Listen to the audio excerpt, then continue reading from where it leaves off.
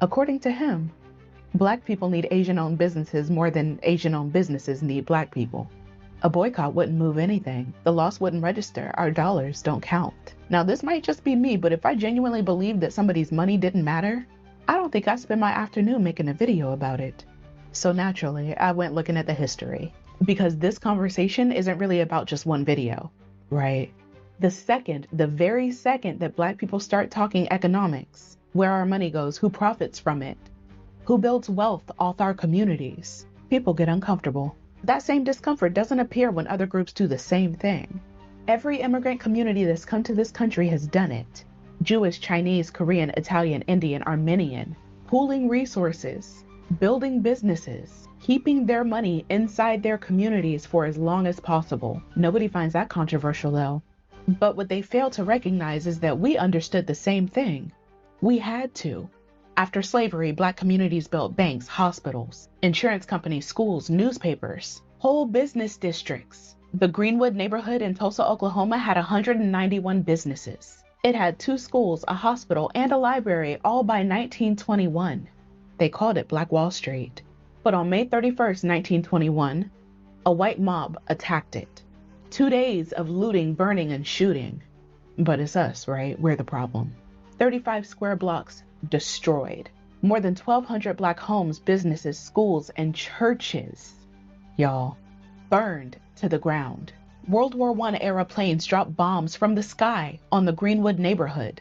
The official death toll was 36. But we know the estimates were around 300 Black people killed, murdered. The survivors were rounded up and held in internment camps in their own city. They were issued identification cards and couldn't leave without permission from a white supervisor. Insurance companies refused every claim. They had something called a riot clause. Not a single Black resident ever received financial assistance to rebuild. So when somebody gets on the internet and tells Black people that our money doesn't matter, I automatically think they're a dumbass. A racist dumbass. Corporations spend billions chasing Black consumers. Political campaigns spend millions trying to reach Black voters. Entire industries are built around marketing to Black communities. Our money matters. It mattered enough to burn a city for it in 1921.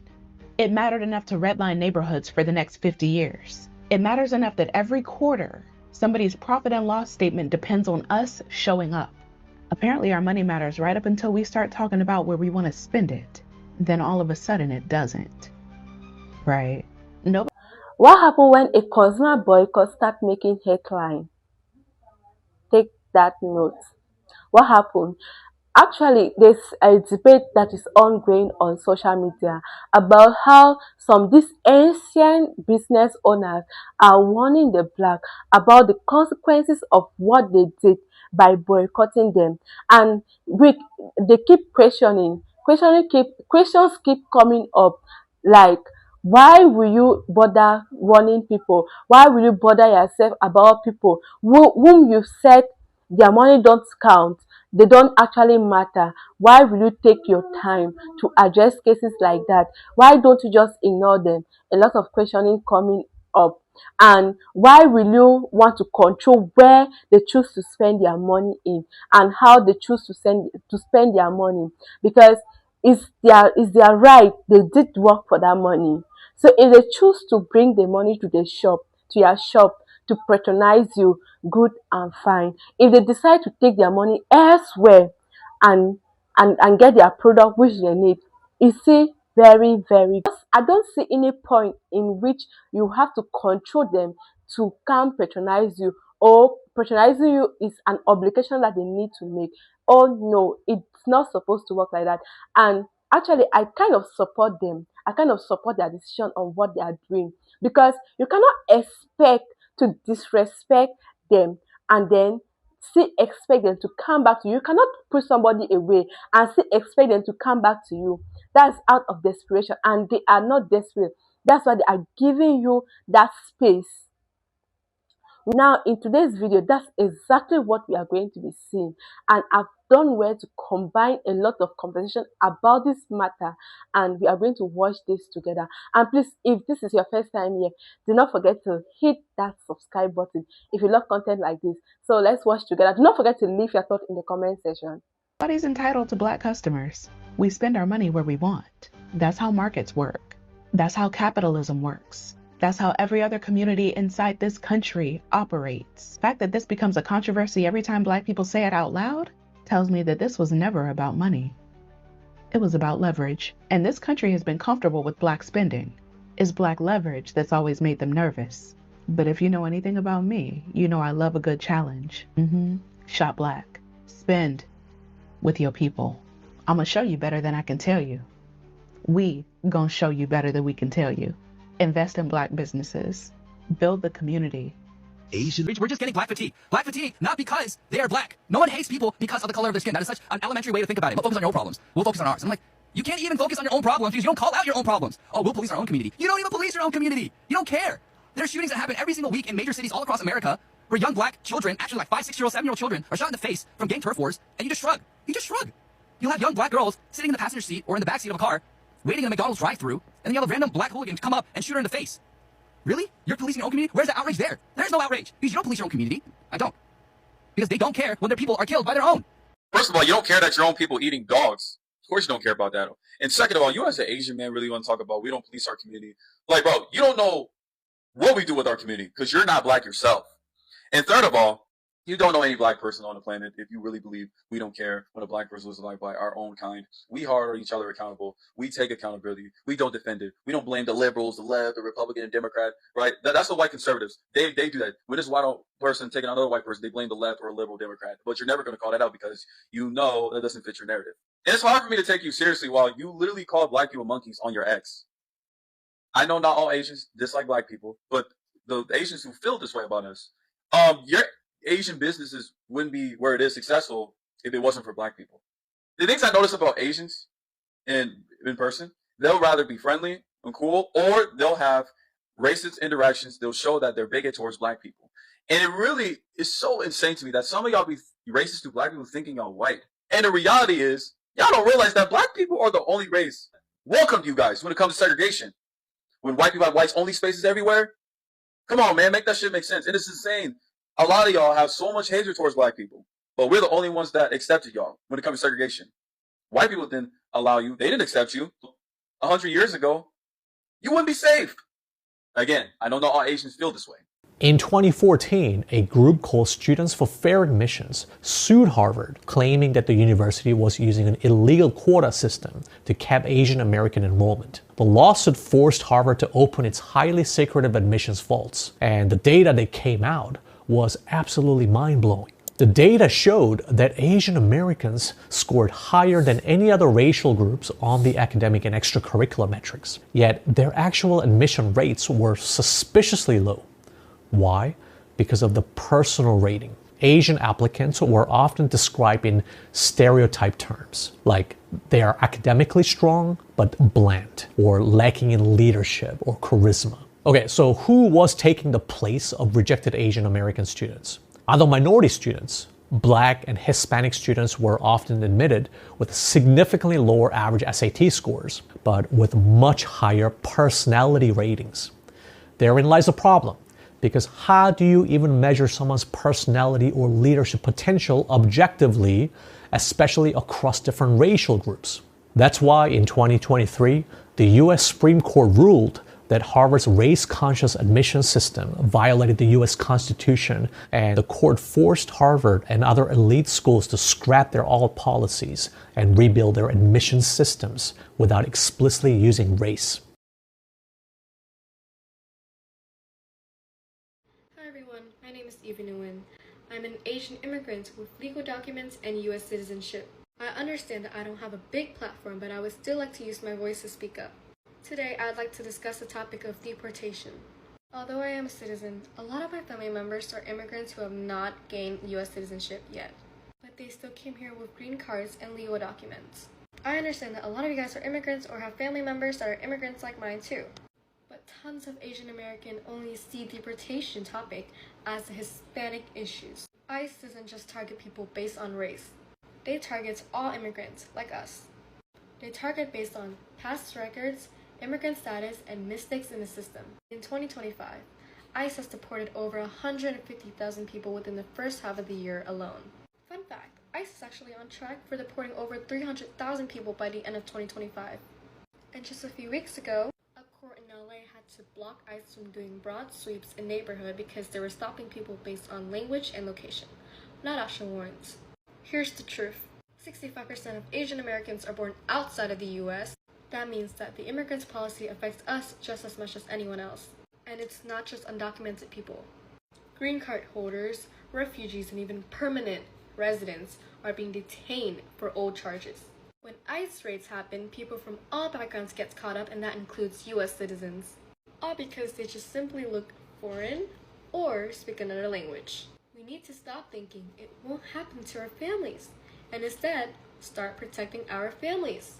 Here are a few things you can do. Number 1, learn your rights. When ICE comes to your door, you're not obligated to open the door for them unless they have a judge-signed warrant. Number 2, you have the right to remain silent and to ask for a lawyer. Number 3, do not sign anything without legal advice. Number 4, keep your important documents in a safe. Number 5, share the Know Your Rights card with your family members. We cannot let fears or ignorance divide our community.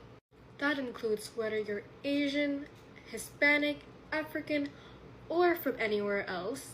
But at the end of the day, we're all immigrants or came from immigrants' families. If we as a community chooses to stay silent, ICE wins. If we choose to stand together, not only will we protect our families, but we will protect families from others around us. So please, speak up, educate others, so we all know what to do. Thank you. History of Asian American racism and discrimination, let's talk about the underground Chinese community of Oklahoma City. After the completion of the Transcontinental Railroad, which employed thousands of Chinese workers, some of the workers began to filter into Oklahoma City, which was still uncharted territory at that time. From the early to late 1800s, xenophobia became more and more rampant, which forced Chinese communities to insulate and hide their customs and traditions from the outside world. In Oklahoma City, they built a street called China Street, which was a safe haven for new and old immigrants to eat their native food, speak their native languages, and still engage in their traditions. As the number of Chinese immigrants increased, they began to build out an underground society by interconnecting the building's basements through tunnels. These were abandoned after 1943 when the Chinese Exclusion Act was lifted and they were able to live more freely in society. In 1969, these rooms and corridors were rediscovered with remnants of writings, gambling items, and stoves. Though they appealed to the city to preserve this area for historical purposes, the appeal was denied. The entire area was razed and dug up for an underground parking garage, and this is all that remains. And until you are in my shoes and you have to bury a child, I don't want to hear nothing from you. That's not something you shoot anybody over, much less a 14-year-old, but you just don't do that. This happening with what happened 35 years ago, it's not a coincidence. The Asian American business owners that we see currently are not even willing to treat their black customers as human. Start Asian hate. They want black folks to be out in the streets so that they can unleash martial law. Homosexual men against people of color. I mean, the fact that Minnesota took a moment of silence for Derek Chauvin says it all. 70 to 90% of the hate crimes against Asian Americans have been perpetrated by white people. You know that, right? Asians have been racist to even one another, even in Asia. That whole situation with the Southeast Asians and the East Asians being racist to us because of the color of our skin, this is not just like an anti-black problem in Asian Americans over here. They racist out there too to other Asians, and then they bring that shit over here. Now, do I believe that Asians should be hate crimed? No. I'm Asian. I've been hate crimed. Someone tried to dump acid on my mom during COVID. In elementary school, white kids poured mud on my clothing when I wore like traditional Chinese stuff to school.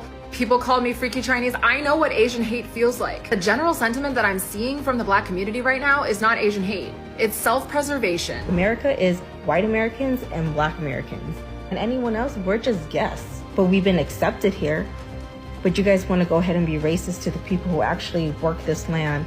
Their families built this country. Ask the questions necessary so that way we don't have to deal with this type of shit. Our black community doesn't have to deal with these things. It's giving white narcissism right now. It's almost like you model minority Asians studied a little too hard under the white people. Do you guys ever wonder why there was a surge in immigration right after segregation ended here in America? I have Asians going against affirmative action, which is why we could go to all those fancy schools in the first place. They have Asians being racist to black people, and we're doing it of our own free will. When black people helped us get our rights. The problem with framing the misunderstanding as mutual is where one demographic owns the businesses and the other demographic has to pay. There's no mutuality. There is a power imbalance. The only situation that I could see being beneficial at this point would require Asian Americans to be willing to leverage their ability to secure the business loans, to secure supplier accounts, and to attain business licenses, to open in Black communities specifically to hire Black people to work in the businesses and to provide the professional development opportunities so that Black people can become the leadership in the businesses in their communities. I don't have a lot of hope that Asian Americans are willing to do that because the Asian American business owners that we see currently are not even willing to treat their Black customers as human. You preach solidarity and you get mad because you're Asian and Black people are saying to boycott our businesses. How do you not understand? I fully support Black people boycotting these problematic businesses in their community. And when that time comes, I don't want nobody to be like, oh my God, this is inhumane, this is injustice, oh my God, why did this happen, motherfucker, you know why. Another thing that non-Black people aren't aware of is that it is not as simple as boycotting the businesses and putting them out of business and then opening your own to compete. Because the system will find ways to still not give them the loans or rezone them so they can't open a business or not grant the business licenses. And suppliers are literally conspiring against Black people who have managed to open a business in their own community to not supply to them because they don't want Black people competing with the Asian American owned businesses in the community. The phrase "Stop Asian Hate" has lost its meaning, and this is a very weird time for some of you to be concerned about that. And you see all this, right? And it makes you question, why are they causing this racial tension between these communities of color? Why are they doing this right now? I'm not saying that what Rick Chow did wasn't horrible, but why this case? Why now? Think about it.